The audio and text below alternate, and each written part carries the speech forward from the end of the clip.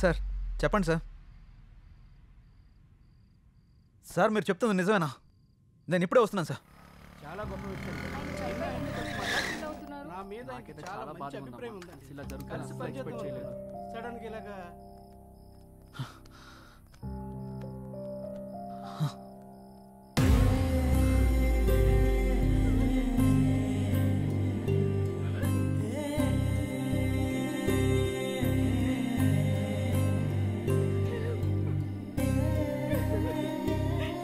ఏం జరిగింది sir? Suicide చేసుకున్నారు సిద్ధు. సూసైడా? ఎందుకు సార్? సినిమా రిలీజ్ అయిన రోజే హెచ్డి ప్రింట్ పైరసీ బయటకు వచ్చేసింది. ఇప్పటి వరకు కనీసం 50 లక్షల మంది డౌన్లోడ్ చేసుకుని ఉంటారు. ప్రింట్ బయటికి రావడంతో థియేటర్కి జనాలు రావడం మొత్తం తగ్గిపోయారు. రిలీజ్ అయిన 2వ రోజే మొత్తం కలెక్షన్స్ అన్ని పడిపోయాయి. పైగా అయోధ్య సినిమా కోసం ఆయన 200 కోట్లు అప్పు చేశారు సిద్ధు. అప్పుల వాళ్ళు ఫోన్ల పైన ఫోన్లు చేశారు. అప్పులు ఎలా తీర్చాలో తెలియక, సినిమా పరిస్థితి ఏంటో అర్థం కాక ఆయన సూసైడ్ చేసుకున్నారు.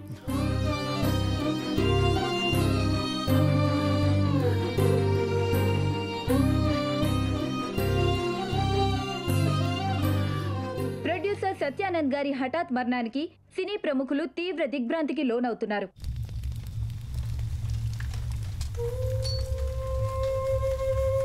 మనం పోయినా మన సినిమా ఎప్పుడు బ్రతికే ఉండాలి. నా ఊపిరి ఉన్నంత వరకు సినిమాలు తీస్తూనే ఉంటాను, సినిమాలు తీస్తూనే పోతాను. పదరా రే, అందరూ వెళ్ళిపోయారా? పదరా. అంత మంచి మనిషి ఇంత సడన్గా చనిపోవడం ఏంట్రా? సినిమా మంచి హిట్ అయింది, అంతా బాగానే ఉంది అనుకునే టైంలో అసలు ఈ పైరసీ ఏంట్రా? అసలు ఆ సినిమా బయటికి రాకపోయింటే ఆయనకి డబ్బులు వచ్చేవి, ఆయన బతికేవాడు కదరా. అంతేరా, మార్నింగ్ రిలీజ్ అయిన సినిమాని మధ్యాహ్నం లోపల పైరసీ చేస్తున్నారా? ఈ ఒక్క సినిమానే కాదురా, ఇంతకు ముందు అత్తారింటికి దారి, గీతా గోవిందం, టాక్సీ వాళ్ళ, ఇలా ఒకటేంటి రిలీజ్ అయిన ప్రతి సినిమాని పైరసీ చేస్తారు. చెప్తాను, చూసేవాళ్ళు చేసేవాళ్ళు అందరూ బాగానే ఉన్నారు, కానీ తీసేవాళ్ళు ఇలా అయిపోతున్నారు. ఇన్ని రోజులు నాకు ఏదో చేయాలన్న వెళుతుండేది, కానీ ఇప్పుడు నాకేం చేయాలో క్లారిటీ వచ్చింది. దీని వెనకాలన్న ఏ ఒక్క నా కొడుకుని వదిలిపెట్టేదే లేదు.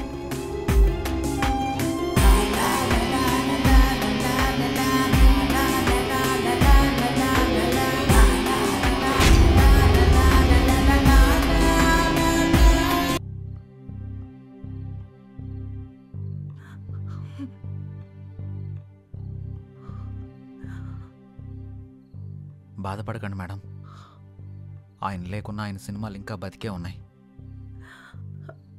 మా ఆయన చిన్నప్పటి నుండి నాకు బాగా తెలుసు. 10 ఏళ్ల వయసున్నప్పుడు సినిమా మీద అభిమానంతో థియేటర్లో సినిమా టికెట్లు ఇచ్చే పని చేసేవారు. ప్రతిరోజు సినిమా చూడొచ్చు అని. ఆయన తీసిన మొదటి సినిమా ఫ్లాప్ అయ్యాక మనకి సినిమాలు కలిసి రావు అని నేనెంత చెప్పినా వినకుండా ఉన్నదంతా అమ్మేసి 2వ సినిమా తీసి సక్సెస్ అయ్యారు. 350 కోట్లతో సినిమా తీస్తాను అన్నప్పుడు ఎందుకండి రిస్క్ అని అడిగాను. కథ నచ్చింది, ఖచ్చితంగా ఆడొద్దని అప్పు చేసి మరీ తీశారు. రిలీజ్కి ముందు టెన్షన్ పడుతుంటే ఎందుకు తీయడం, ఎందుకు ఇలా టెన్షన్ పడటం అని అడిగాను. సినిమా తీయడం ఒక అదృష్టం, అది అందరికీ రాదు. అందులో ఉన్న ఆనందం చేసేవాడికి మాత్రమే తెలుస్తుంది అని అనేవారు. కానీ చివరికి ఆ సినిమా కోసమే తన ప్రాణాన్ని తీసుకున్నాడు బాబు.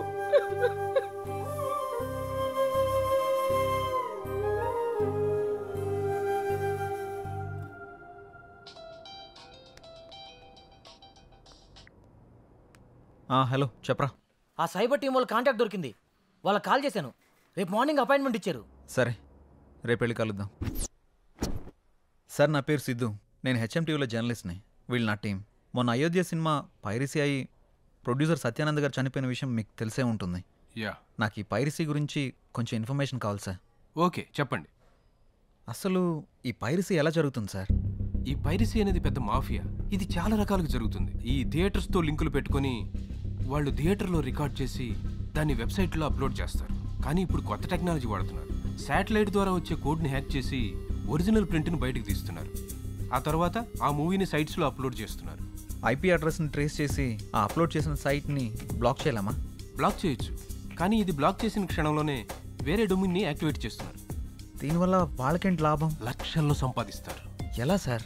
ఆ సైట్కి వచ్చే అడ్వర్టైజ్మెంట్స్ ద్వారా, వ్యూస్ ద్వారా, డౌన్లోడింగ్స్ ద్వారా సంపాదిస్తారు. వాళ్ళు తలుచుకుంటే మనిషి నీడను కూడా దొంగిలిస్తారు. దీన్ని కంట్రోల్ చేయలేమా? మేము ఎన్ని క్రైమ్స్ కంట్రోల్ చేసినా ఈ పైరసీని మాత్రం పూర్తిగా కంట్రోల్ చేయలేకపోతున్నాం. ఇది సిస్టమ్కి పట్టిన వైరస్ లాగా, బాడీలో వచ్చిన ఇన్ఫెక్షన్ లాగా విచ్చలవిడిగా పాకిపోతుంది. దీనికి స్టార్టింగ్ ఎక్కడో ఎండింగ్ ఎక్కడో కూడా అర్థం కావట్లేదు. ఒక సైట్ బ్లాక్ చేస్తే ఇంకొకటి, ఒక చోట పట్టుకుంటే ఇంకో చోట, ఇలా ఎక్కడ పడితే ఎక్కడ, ఎలా పడితే అలా పైరసీ చేసేసి కష్టపడి సినిమా చేసే వాళ్ళ లైఫ్ని స్పాయిల్ చేసేస్తున్నారు. ఇది ఆగాలంటే కొంచెం టైం పడుతుంది. ఓకే సార్, ఏదైనా అవసరం పడితే మిమ్మల్ని కలవచ్చా? Sure, any time. Thank you sir. Bye sir. Bye sir, మేమిద్దరం కలిసి షాపింగ్కి వెళ్ళి వచ్చే లోపల బండి. రే, అంత ఎక్స్పీరియన్స్ ఉన్న వాళ్ళే ఆపలేపారు, మనం ఎలా ఆపుతాంరా? సంకల్పంతో. రావణాసురుడు సీతను ఎత్తికెళ్ళిపోయాక సీత పోతే పోయిందని రాముడు ఊరుకున్నాడా? హనుమంతుడి సాయంతో రావణాసురుడిని చంపి మరీ సీతను తెచ్చుకున్నాడు. అంటే ఇప్పుడు నువ్వు రాముడు, ఆయన హనుమంతుడా? ఏదైనా కావచ్చు, యుద్ధం మొదలు పెట్టాక ముందుకెళ్లాల్సిందే. ఒక పని చేద్దామా? ఏంటి? పైరసీ ఎలా ఆపాలి అని నా ఇన్స్టాలో పోస్ట్ చేస్తే ఎవరైనా మంచి ఐడియా ఇస్తారేమో. వాళ్ళకంత టాలెంట్ ఉంటే నిన్నెందుకు ఫాలో అవుతారు? ఆపుతావా?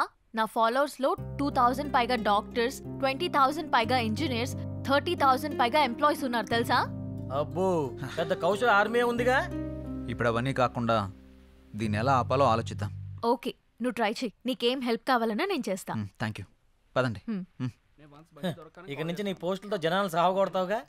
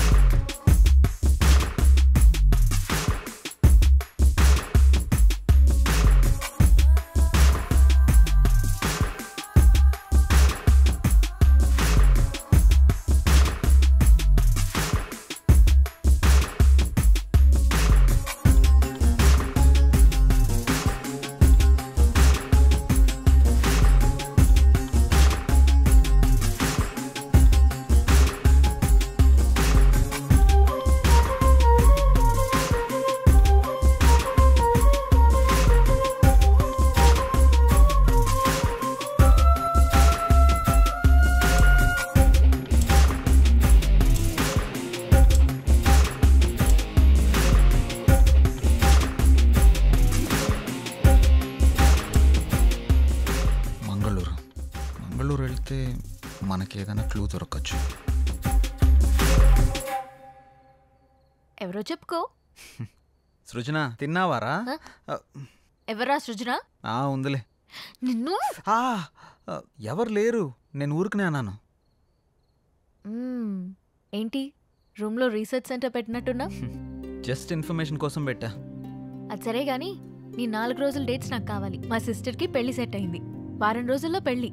మన వాళ్ళందరికీ చెప్పాను, అందరూ వస్తున్నారు, నువ్వు కూడా రావాలి. దొరసాని ఆర్డర్ వేశాక దొరగారు రాకుండా ఎలా ఉంటారు? ఇంతకీ మీ ఊరు పేరేంటి? మంగళూరు పక్కన విలేజ్. మంగళూరా? ఏంటి అంత షాక్ అవుతున్నావు? సృజన అక్కడ ఉంటుందా ఏంటి? చిచి, అలాంటిదేం లేదు. ఎప్పుడు బయలుదేరదాం? ఎల్లుండి. సరే వెళ్దాం. ఏంటి లైట్ ఆఫ్ చేసా? నీకు తెలీదా? నువ్వు రోజు రోజుకి రొమాంటిక్ అయిపోతున్నా.